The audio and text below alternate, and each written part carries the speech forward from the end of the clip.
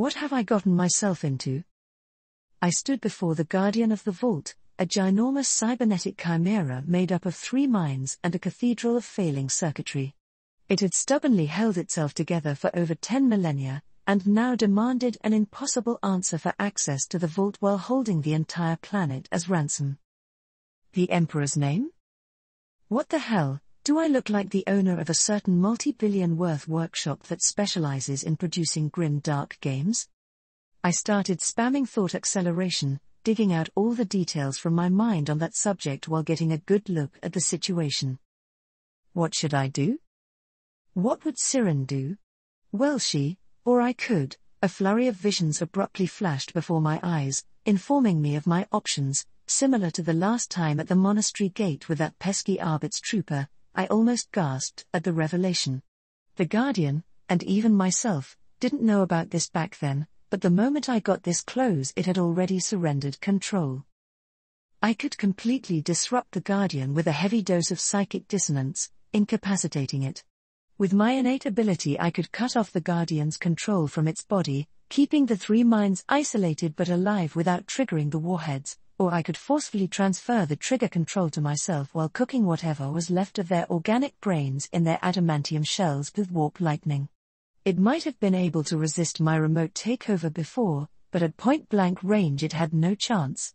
All I had to do now was to reach out, touch it and make it mine. I looked at the imposing Guardian again and for the first time saw it truly for what it was, a decrepit cyborg cobbled together from the remnants of fragile humanity. Despite being the one wearing a human skin between us, I was the real monster here, a gene-forged apex living weapon shaped by the most powerful being of a galaxy-spanning empire. The realization struck me with an unexpected feeling that teetered between hysterical laughter and a peculiar sense of grief. Still, the notion of not even honoring to answer a question to an entity that had dedicated itself to duty for 10,000 years pained me. From here everything that followed would be little more than a formality permitted by my discretion. I tilted my head up, looked at the Guardian squarely in its many optics before responding. Which one? No response, so I continued my answer. If you are referring to the birth name he received near the banks of the Sakaya River on Old Earth, no one but himself knows the answer. He had countless other names throughout the ages. He was king, warlord and conqueror many times. He was Alexander the Great once, at another time he was St. George. To his companions of great antiquity, he was Neoth. If he had ever referred himself to you.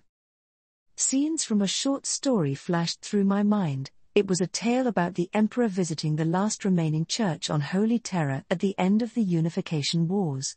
There, he engaged in a lengthy conversation with an elderly priest, discussing why religions were flawed and science was the path forward, before finally revealing his golden, godly form. The irony of it was so thick you could almost cut it with a knife. The Emperor used a rather pretentious moniker in that tale, the only one that came to mind in this context. I readied up before saying my answer. To you, he would be Revelation. The Guardian didn't react. It was so close I could reach out in less time than the blink of an eye, and probably enacted the kill switch in half that time, so I waited. After a few seconds it talked again, but instead of verifying if my answer was correct, it asked another question. Do you also know what he said upon his first arrival on Mars? The initial words on the arrival of the Supreme Master of Machines. Oi oi oi, it was supposed to be just one question. Another book flashed through my mind. Absurd as it was, my binge reading on many novels and source materials of the grim dark future was keeping this conversation going. I remembered that story. You meant the day it rained on Mars? I asked. It nodded, a curiously awkward human gesture given its vast, inhuman form. Imitating a passage from the story, I reached out. Your machine is damaged. May I? Again it didn't respond. Gingerly I made contact with one of its many legs. For a fleeting moment I considered the idea of directly reading its minds for the correct answer, but there were 3 of them and foul play might complicate matters, so in the end I decided against it. The important thing was to make sure I was in control. Simulatio, activated less than /the, just like how the visions had shown, the simulation confirmed I could kill it and take control. Its ramshackle state from eons of disrepair made the process easy. Since destruction was possible, I wondered if the reverse was true. I ran the simulation again, aiming to attempt a feat in the story by directing my power to improve the neural and hardware pathways linking the machine to the Guardian's perceptions of the world. An instance later I had my answer. This seemed doable. Even if the Guardian decided to play rough afterwards, I could instantly kill it. My decision was made. I amplified my powers and said the words. Machine, heal thyself. A dose of finely calibrated psychic energy was released, and it pulsed through the massive frame of the Guardian in a golden glow, fine-tuning sensory receptors, amplifying mental and machine connections, burning away certain gunk. As the effects exerted themselves, a metallic sheen returned to the Guardian's body, its many optics glowed brighter and they started looking around again, taking in what must have been a sudden vast improvement in sensory input. This power, it started saying, and was shocked to find its mangled voice had become clear. A feat mentioned in the sacred text of singularitarianism. Likewise, its binary cant came up sharp and crispy, probably for the first time in ages. I had no idea if this was psychic mechanokinesis or material manipulation, but it worked. It stumbled, looking seemingly as dumbfounded as I was before turning to look at me again. We exchanged stares in silence for a moment before it slowly knelt down, the Guardian's massive form and its many limbs pressed close to the ground. All praise to the Omnissiah. Welcome, my lady. Some time ago, on the edge of the externus system. The cold void shuddered and reality convulsed before a bloom of impossible light tore open the blackness, vomiting forth a starship from the warp's clutches. A modified cruiser, Divine Ordnance, emerged in a storm of etheric fire, its adamantine hull groaning as it passed through the immaterium's parting veil. Warp-borne lightning clung to its flanks, dancing in brief, writhing arcs before vanishing into the abyss. Gargantuan and ancient, the ship's hull bore both the scars of old battles and claw rents left by the talons of unknown horrors. Within the bridge's vaulted gloom, ranks of servitors twitched as machine spirits reasserted control. Tech priests chanted Ben-Harakims to soothe the ship's spirit, their voices blending with the hums of void shields flaring to life. Auspex arrays flickered, the lingering ghosts of the warp's madness washing over them before hard data and reality reinserted themselves. Across the bridge, hololithic displays flickered and shifted, scrolling lines of encoded text blooming into tactical readouts. Star charts updated, celestial markers shifting to reveal their true position. Transition complete, intoned the helmsman, his augmetic eyes flickering towards the command throne where the Lord Captain sat. The master of the ship exhaled, grip easing on his command throne's armrest. Navigations, confirm our position, the captain called out. A pause. Then came the reply. Confirmed, my lord. We are in the externus systems. There was a burst of cheers and applause in the gloomy bridge, and the captain allowed it for a short while before restoring order.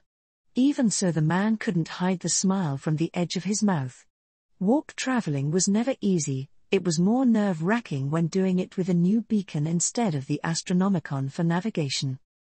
The moment Divine Ordnance stabilized in real space, the ship's Vox arrays flared to life. A cascade of secured transmissions flooded its communications relays, machine code handshakes crackling through layered encryption protocols. Receiving data burst, Lord Captain, announced the Vox officer, his fingers moving over the rune-studded console with practiced ease. Imperial cipher recognized. Source, local relay station, designation Aegis Theta. Updating now. Inform His Eminence of the good news, said the captain. In the heart of Divine Ordnance was a room unlike any other. It was a large chamber befitting for a man who believed that he spoke with the voice of the Emperor himself. Here the air was laced with the scent of burning incense of the highest quality, its curling tendrils rising from golden braziers set at each corner of the chamber. Crystal chandeliers hung high at the vaulted ceiling that was inlaid with gold filigree, their lights illuminating carved reliefs of saints and martyrs adorning the chamber walls. At the heart of this sanctum, upon a throne-like chair of ivory and crimson velvet, sat His Eminence Cardinal Pordenith IV, a bulging figure swathed in layers of embroidered robes. A chalice of sanctified amasec rested on the table before him, its crystal surface catching the glow of the chamber's luminor globes. Above the cardinal cyber cherubs drifted in silence. Then came a knock at the grand, bold inlaid doors which disturbed the revenant quiet. "Come in," Pordenith answered with a voice that oozed with calculated charm. The door opened, revealing a hooded man in dark vestments. He stepped forward, formed the sign of Aquila, and bowed deeply. "Your Eminence, we have arrived on location." "By the Golden Throne's blessings," Pordenith said as he exhaled through his nose, ringed fingers idly tracing the rosary beads wrapped around his wrist. He had felt the ship's transition into real space, and now, he could wait no more. "Where is my report?" Pordenith demanded, his voice switching to an authoritative tone. "We just received it," the Chamberlain replied, and produced a large data slate. Finally, full reports about the mysterious living saint on his planet. No more encrypted telepathic messages, no more limited details. Pordenith was ecstatic as he gestured for his Chamberlain to approach. As the man came in to hand over the device, he accidentally knocked the chalice over, spilling the drink. A slap immediately landed on the Chamberlain's face with a resounding clap, the impact dropping the man to the floor. "Clumsy fool." Shaking with barely concealed rage, Pordenith stood up from his massive chair and was about to dish out more punishments when a knock sounded at the door. "Who the?" The Cardinal turned and found the unannounced visitor to be the only person on the ship who he couldn't lay his hands on. It was also the only person the sororitas posted at the entrance to his chamber would let through. Standing at the door was the third most powerful person on Shrine World Sanctatus Primus, High Deacon Malthea Sanctern. Dressed in a floor-length cloak of deep crimson velvet lined with ash-grey silk, her holy appearance was completed with a matching high headdress. Malthea took a look at the situation before dropping her comment. "Your Eminence, we just arrived safely via the new beacon.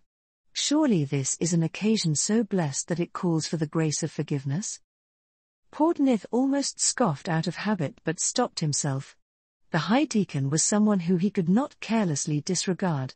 He was forced to reply tactfully. "My Lady High Deacon, while your concern is appreciated, the management of my servants is an internal matter. To what do I owe the pleasure of your company?" "Apologies for my unannounced visit," Malthea said and walked in uninvited. "I heard the full report has been delivered to you, my Lord Cardinal. If you could be so graceful, I wish to view it with you." Such enthusiasm and devotion. Pordenith nodded, very well, as expected from a devout servant of the Golden Throne. No member of the ecclesiarchy could resist the urge to know more about the rising living saint, even someone who was as self-centered as himself understood that much. Turning around, the Cardinal dismissed his Chamberlain. "Leave us." As the servant left hurriedly, Pordenith placed his thumb on the data slate, unsealing the data and letting Malthea view the report from beside him. The classified files opened up, and just looking at the primary bullet points almost stopped the Cardinal's heart. Full-blown civil war with chaos cultists, conspiracies, demonic manifestation, Inquisition and Mechonicus involvement with a psychic beacon. Just what the hell happened while he was gone? Reading the brief outline, Pordenith understood things quickly got under control with miraculously low casualties, and all that was primarily due to the contribution of the prophesied Holy Daughter. Relieved beyond measure, he got curious and pressed the thumbnail picture of the saint candidate, the savior of his planet. As the portrait picture popped up to fill the whole screen, the Cardinal found himself momentarily confused at what he was seeing. Is this the cover of a vanity magazine or throne? This is unexpected. She is pretty. Malthea's comment pulled Pordenith back to his senses. Over the millennia the Imperium of Man has borne witness to the rise of many living saints, and more often than not they were deeply solemn individuals with a burning mission in life. The lady on the screen, in comparison, looked almost too demure to be associated with those attributes. Podnith started swiping through the series of breathtaking pictures before abruptly stopping. On screen was the same girl sticking out of Sororita's rhino open hatch, a blue flaming sword in hand pointing forwards and golden halo on her head. Right below the picture was a declaration that the image was free from altercation or manipulation. The halo and the blue flame were confirmed to be real manifestations. Blessed mercy of the God Emperor. Malthea gasped as she involuntarily made the sign of Aquila and bowed. This. The cardinal lightly trembled as he looked at the dreamy portrait. It felt like a long-awaited dream coming true. His seat of power now hosted the psychic beacon that glued the isolated subsector together and would soon officially welcome a living saint. All the importance he had always craved was suddenly his. He studied the portrait intensely again before slowly reaching out with a shaking finger to caress it. To think, this pretty little saint-in-waiting was sent by the God Emperor to fulfill his holy mission. Podnith was moved to teary eyes. His decades of boundless service must have convinced the divinity to grant him the means to achieve that marvelous dream of making Nusquam a peerless shrine world. The cardinal almost salivated as he ran his pudgy finger over the picture again. She looked so very precious, glowing like a shiny jewel that held all the access to his dreams. Oh, this felt very much like a divinely ordained affair. He, Podnith IV of Nusquam, will become the arch-cardinal of the whole sector, a voice representing the God Emperor himself in these troubled times. He could not wait. It will be beyond glorious. The tension finally subsided with the deactivation of world-ending warheads being confirmed. The Guardian then opened the secondary blast door leading to the real vault. While the place was pitch dark, for a psyker's otherworldly senses it was bright as midday due to the active beacon, that and I have my halo on. Still being psychically active, my attention was instantly pulled towards the center of the vault where the beacon was located. That feeling, could it be? I am going ahead to take a quick look at the beacon, I announced, and stepped into the darkness before anyone could respond. After a quick, auspex, wave confirming there were no traps around, I quickened my pace, walking past massive columns of what appeared to be info vaults and many rows of strange machines to reach the center chamber. Here, the silence gave way to a low humming pulse and what awaited me was an otherworldly sight. The place was vast with concentric tiers of stone sloping down into a crater. In the center of said crater was the superstructure of the actual beacon looming like an exposed heart. The beacon rose from the ground in the shape of a giant egg, or rather, half an egg, with the other half disappearing into the ground. On its surface was an endless patchwork of circuitry and arcane sigils. Pale flickering psychic light, imperceivable by human eyes, coursed through the circuitry like blood through veins. Standing there, I could feel its massive psychic presence and pressure it exerted. As I stepped forward to get a closer look, the hum grew louder in deep resonance. Then it clicked, and my jaw dropped. I finally understood the peculiar sense of familiarity emitted by the beacon. She is here. Rather, her soul was here, attached to the psychic beacon in a trance-like state but definitely here all along. SYRINE was right here. We had really gone full circle. An undetermined amount of time ago, the capital of the subsector Terminus Obscura was a planet in turmoil. Below swirling dark clouds churning with ash and oily smoke stood a hive city in conflict. On one of the many contested sites amongst collapsed harp blocks, the muffled roar of battle had faded. From the gloom, a lone female figure emerged. The flickering lights from barely functioning street lamps revealed her sharply defined face, high cheekbones and a pair of steely green eyes. The woman wore a tailored greatcoat of dark crimson and black, its gold trim catching the dim light, and armor plating underneath it hinting at the lethality of her profession. Slim, lean, and bald, she moved with a predatory grace, her boots clicking on the cratered streets slick with blood. Around her was the aftermath of fierce fighting, a city still screaming in silence. Ash and cinders drifted through the air like snow, settling over shattered harp blocks and broken roads. Crimson trails stained the cracked plascrete, marking where the dead had fallen, some human, some barely so. Smoke coiled from ruined vehicles, the stench of promethium and charred flesh choking the air, and somewhere in the distance a vox-caster buzzed prayers in broken liturgies for the dead. Lumbering through the devastation like scavenging insects over spilled food were groups of servitors, their augmetic limbs clicking and whirring as they moved under the supervision of robed tech adepts. Overhead, Valkyrie gunships groaned as they banked away in patrol formation. The woman continued walking as she observed one servitor drag a corpse from a destroyed armored carrier before turning a corner around a ruined building, and found crimson-black stormtroopers guarding the path to her destination.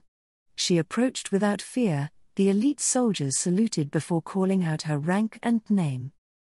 Interrogator Rexine. Rexine nodded and walked past the checkpoint, eventually reaching a clearing where a few great pyres of fire were burning. At the heart of this spectacle, surrounded by a few vicious-looking individuals, stood a massive imposing man. Standing still as stone, the man was clad in gore-smeared golden power armor that reflected the flickering flames. In his gauntleted hand was a force sword that hummed softly. The man's enormous Astartes-like pauldron bore the unmistakable emblem of the Inquisition, the same emblem mirrored again on his storm-grey great cape that billowed in the scorched air. Multiple servo skulls hovered beside him, streaming holographic data that lit up his face in fluorescent green, revealing ruined handsomeness. The man's once regal features had been worn down by time and duty, reshaped into something colder, harsher, with an expression unreadable beneath the weight of age and experience. Straight, ashen grey hair fell to his shoulders in a disheveled yet menacing fashion that befit a warrior king. Half his upper right face had been replaced with the cold gleam of a metallic skull, the lower half of his face was dominated by the unyielding jaw of a man who had clenched it through too many trials, too many executions. Rexine stopped in front of the man and bowed deeply. "Lord Solomus, I arrived as summoned." The Grand Master of Ordo Terminus Obscura shifted his stone-cold gaze from the data feed to her before responding with a gruff and powerful voice. "What is your assessment of the situation?" Rexine lowered her head further. "Under control. We acted quickly, and got lucky." Solomus thought for a moment before shaking his head. "We were quick, yes. But this is no luck. We were forewarned and thus, prepared." The interrogator gingerly looked up. "You meant those astropathic messages from Inquisitor Thorn, my lord?" Solomus nodded slowly. Phaedrus always had a knack for stumbling into important places and events. This SYRINE under his care is intriguing. She would soon be gathering a lot of power in a time when we are cut off from the rest of the Imperium, a dangerous prospect for an untested individual. He trailed off, turning his gaze to the huge flames where vague shapes of twisted and broken dead could be seen combusting in the blistering heat. As the Inquisitor Lord brooded in silence, a small mob of servitors entered the area, carrying more of the recently purged. Rexine said nothing. She watched as the servitors moved the cadavers into the scorching fires, knowing full well Solomus was contemplating on an important mission for her. The dead burned, the pyres roared with flare-ups as fat dripped and hissed into the flames from the new arrivals. Another moment later Solomus nodded to himself, his decision made as he turned to face Rexine. "You will go to Nusquam on my behalf and verify the integrity of this so-called holy daughter. Make sure she is no threat to the God Emperor's realm." "What if she was found wanting?" Rexine asked. "Then you will enact sanction exitus with my expressed permission. She will have powerful allies. The Mechonicus, the Sororitas and maybe even Inquisitor Thorn himself. I will provide you with the necessary resources." Solomus cut her off. "For the duration of this assignment, you will be granted the full authority of an Inquisitor. Take this, consider it to be the final task before your elevation to the rank." "I will not fail you, my lord," Rexine declared, then turned her gaze to Solomus' stretched out gauntleted hand. Resting on the open left palm was a highly personalized rosette of the Inquisition, a stylized eye held by dragon claws, glowing blood red in the flickering light of the surrounding flames.